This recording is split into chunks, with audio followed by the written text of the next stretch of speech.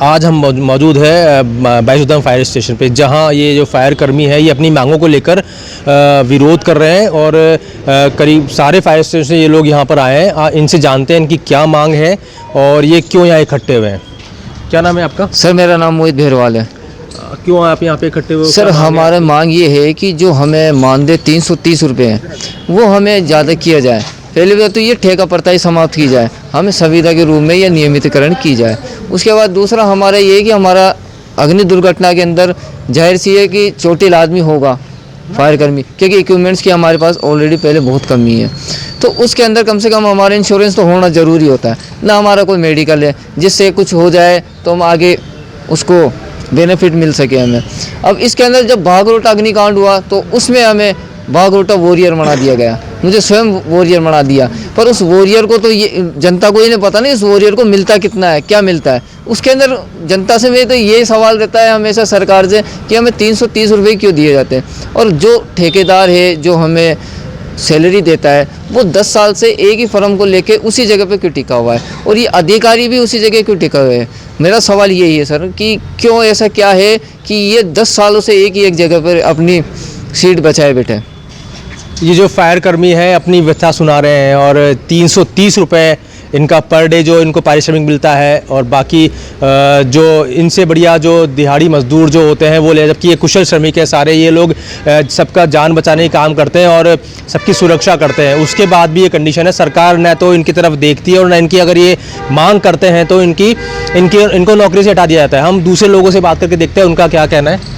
क्या नाम आपका? सर मैं निशांत गौड़ हूँ, विश्वकर्मा फायर स्टेशन पे ड्राइवर हूँ, लगा हुआ हूँ मैं। आज हमारी समस्या ये है कि आज हमारे एक तो मानदेय जो है वो बहुत कम है।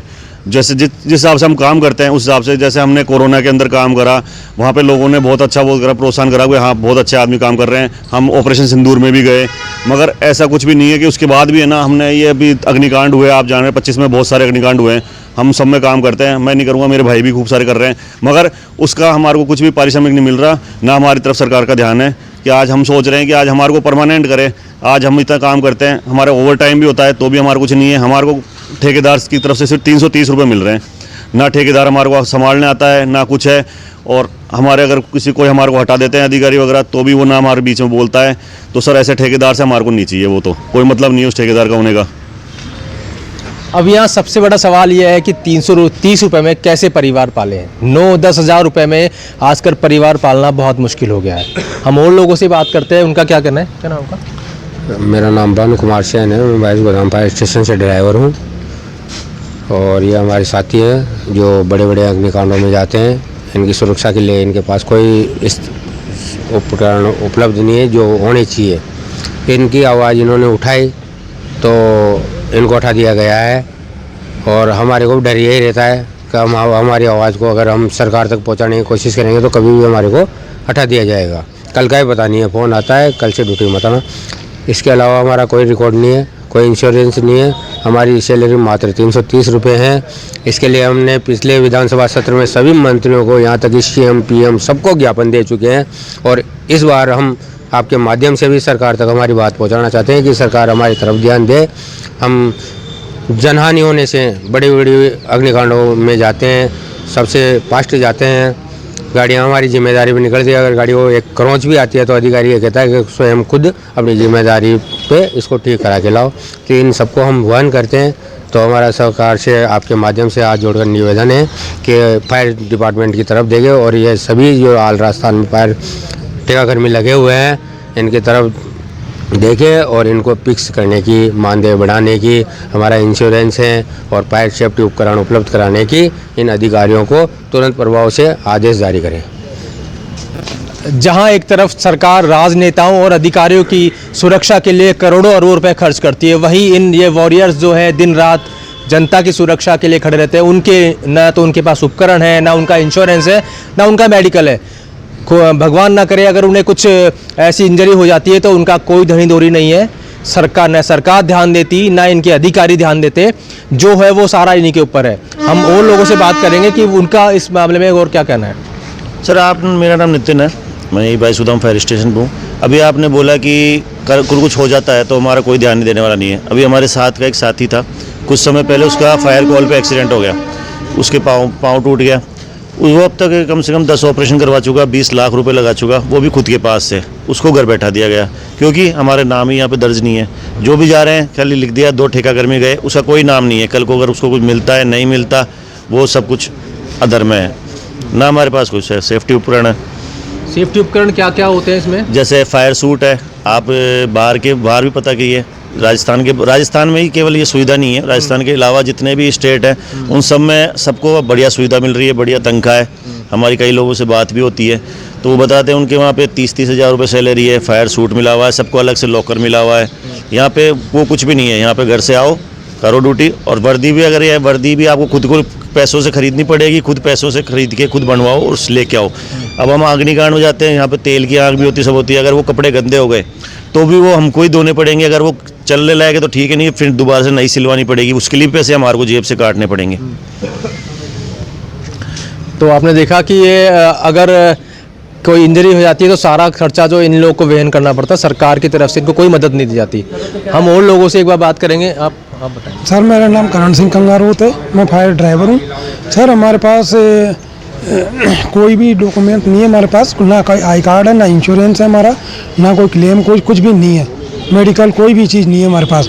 और सर आप देख लो, मैं ड्राइवर गाड़ी लेके जाता है, 15-15 साल पुरानी गाड़ियाँ हैं, हमारा कोई विश्वास नहीं है इन गाड़ियों का, क्या कुछ हो जाए कोई भरोसा नहीं है इनका। और सर हमारे को डेली 330 रुपये के हिसाब से मिलते हैं। 28 का महीना हो, 30 का हो, वही 330 के हिसाब से मिलेंगे। इससे ज़्यादा कुछ नहीं है हमारा, ना कोई ओवर टाइम है ना कुछ है। तो परिवार नहीं होता सर, जहाँ सर 50,000 वाले परिवार नहीं पाल पा रहे तो हम 330 वाले परिवार कैसे पड़ेगा? सर परिवार वाले तो हमारे को बहुत ताने मारते हैं, मगर हम भी इसी चक्कर में रुके हुए हैं कि क्या पता सरकार हमारी तरफ कभी ध्यान दे ले, हमारे भी कोई अच्छे दिन आ जाएं, हमारी कोई परमानेंट हो जाए तो चलो ठीक है, पीछे वालों का कोई भविष्य बन जाएगा। मगर और वैसे कुछ नहीं है। घर वाले बहुत दुखी हैं, वो भी बोलते हैं, बोले यार छोड़ दो इसको, कर दो, क्या करोगे, मगर सर करे क्या। 10 साल तक भाई कुछ। अब आज हमने 10 साल यहाँ पे दे दिए तो आज हम सोचते हैं कि अब कहाँ जाएंगे अपन, उस कहाँ पे जाके क्या काम कर सकते हैं। तो आप देख रहे हैं कि ना परिवार पाल पा रहे, ना खुद संतुष्ट हैं, खुद अपने आप में ऐसे ठगा सा महसूस करते हैं कि 9-10 हज़ार की सैलरी में परिवार पाले, खुद की व्यवस्था करें, या फिर इन गाड़ियों को चलाएं, या फिर हमारी वर्दी पहने। तो हम लोग अभी और बात करते हैं। आपका क्या नाम है? मैं सर विकास कुमार सोनी मेरा नाम है। घाटगेट फायर स्टेशन से मैं था, 5-6 साल में नौकरी करी। ऐसी कोई बात नहीं, मैं मतलब शुरू से मैं इस ठेका प्रथा के प्रति आवाज़ उठाता हुआ आया हूँ। तो मतलब मुझे क्या रणनीति, गलत रणनीति बना के लोगों ने मुझे मतलब सारी बात में बताया नहीं चाहता क्योंकि गलत है। मुझे प्रताड़ित किया गया, शोषण किया गया, शोषण करके मुझे वहाँ से हटा दिया गया साहब। अब मेरे घर की साहब स्थिति ऐसी है कि मैं 5 महीने में कमाने वाला अकेला। मेरे पिताजी के साथ मैं चलने डर, मेरे पिताजी कहते हैं साहब कि बेटा दोबारा नौकरी लग जाए, लेकिन मैं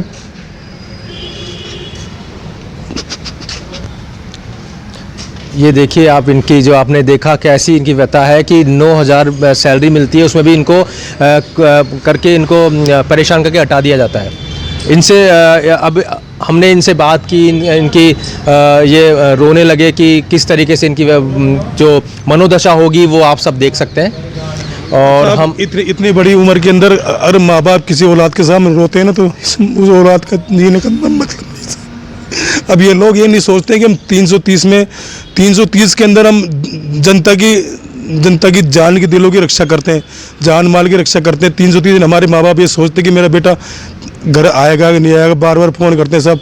अब ऐसा प्रताड़ित कर लोग ही उठाना और ऐसा राजनीति करना, ऐसे करना साहब, इस चक्कर में हमारा जीवन खराब है। क्योंकि सरकार को ये भी चाहिए कि हम लोगों की ज़िंदगी बचाते तो हमारे जीवन का रक्षा कौन करेगा? आप बताइए। 330 में क्या होता है? रोज़ अपन 100 रुपये का दूध तो रोज़ का था, 3,000 महीने का वो हो गया। 3 दिन में हम तनख्वाह, अब 7 महीने मेरी हालत हो रही है। 7 महीने के अंदर करीबन 1.5-2 कंटिन्यूटी नहीं, 1.5-2 महीने ऐसा हो गया कि घर में साहब मैं बता नहीं चाहिए, लेकिन घर में 2 किलो चावल ला के 3 चादर, माँ बाप, बूढ़े माँ बाप को जो दवाएं, स्टंट की दवाएं खा रहे हैं, बीपी शुगर, उनको बीपी शुगर में चावल नुकसान नहीं करता है, बीपी शुगर चावल माँ बाप का पेट भर रहा हूँ मैं।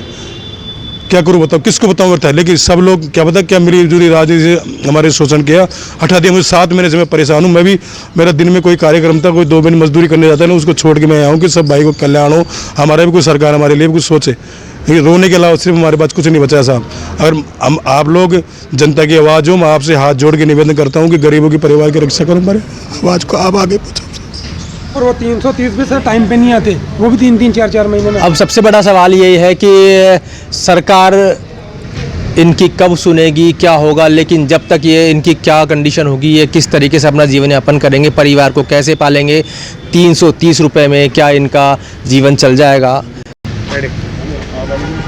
तो अभी हमने जो सफाई कर्मी इनकी व्यथा सुनी, इनकी व्यथा न सरकार को सुनाई देती है, न नगर निगम में बैठे अधिकारियों को, न डीएल में बैठे जो अधिकारी मोटी मोटी तनख्वाह लेते हैं उनको इनकी जान की कोई परवाह नहीं है।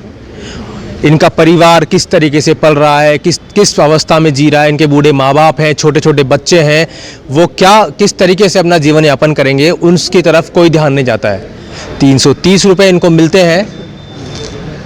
सरकार को न्याय करना चाहिए, इनके साथ खड़े होना चाहिए और इनकी मांगों को मानना चाहिए। यही हमारी सरकार से अपील है और यही इन सब की मांग भी है कि हमें हमारी तनख्वाह बढ़ाई जाए, हमें उपकरण मुहैया करवाए जाएं और हमारा मेडिकल और इंश्योरेंस किया जाए। मैं मतीश पारिक, जयपुर से।